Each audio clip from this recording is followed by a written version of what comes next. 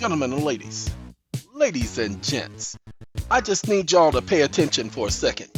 Come on, Morris. Come on, Mr. Day. And the time. Ooh, ooh, ooh. Hen house in Manhattan. Two more. 87 Cadillac Sevilles, and he's got a Maserati too. He's got diamonds, y'all, on his fingers. Ooh, he wears perfume and not cologne. He smells like a rose. You know why? Because he's cool like that. Cool. Oh, ain't nobody bad like me. Come on now. Because why?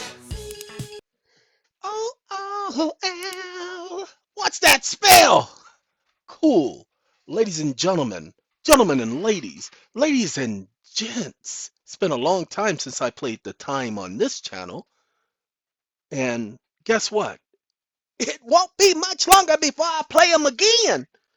But I was just having a meeting with the members of the organization, and we were talking about taxes. And one of the things we talked about is, hold on, before we talk about this right here, cost of living exemption 2022. Ladies and gentlemen, I put cost of living exemption. Now, this one talks about cost of living adjustments, but cost of living exemptions. Ladies and gentlemen, you have the right to life. That's exempt from taxation. The government cannot tax you on your right to live. You don't have to prove this to anyone. They have to prove to you that they get to tax you on your right to life, because a constitutionally secured right cannot be converted into a privilege. A constitutionally secured right cannot be converted into a privilege.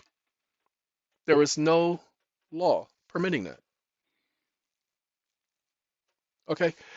So we were talking about this because people are getting ready to do their taxes, the 1099s and all of that stuff. But see, what I did is I told you guys about Perplexity.ai. I asked the question of Perplexity. I actually asked 3 questions during our meeting, but then I just asked this question after the meeting was over because I figured, you know what? Let me ask this question. And so I did. And so here is the answer to the question. Tax credits can be used to contribute to retirement plans.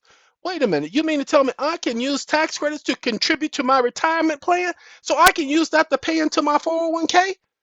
Oh, snap. Now, some of you guys who have 401ks and things like that, you understand exactly what that operates as, what that means. I need y'all to do me a favor. I got to check something out. So it'll be 1 second. Supposed to have rain tonight, but I ain't checking out the rain because there ain't no rain right now. 1 second.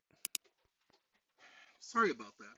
Many of you guys may not understand the complications of what's being discussed here. Can you add your tax credits to your retirement plan? It's called estate planning, people, and of course you can. Say what? Ain't that interesting?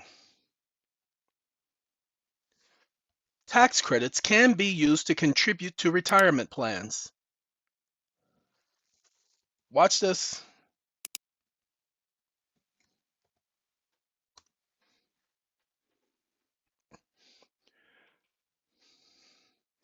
Such as blah, blah, blah, or qualified plans like 401ks.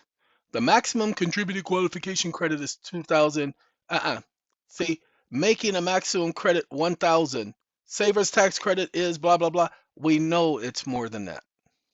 But hey, even if that is the limit, ladies and gentlemen, shh, pay attention. Even if that is the limit, why not? And is it $2,000 per year? Because I don't see it saying annual. I don't know. I can't tell you.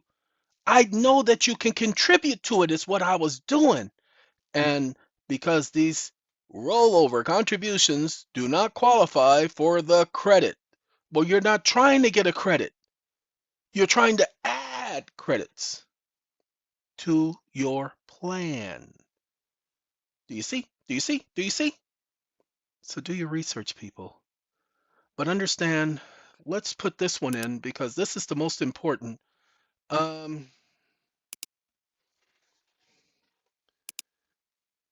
Watch this.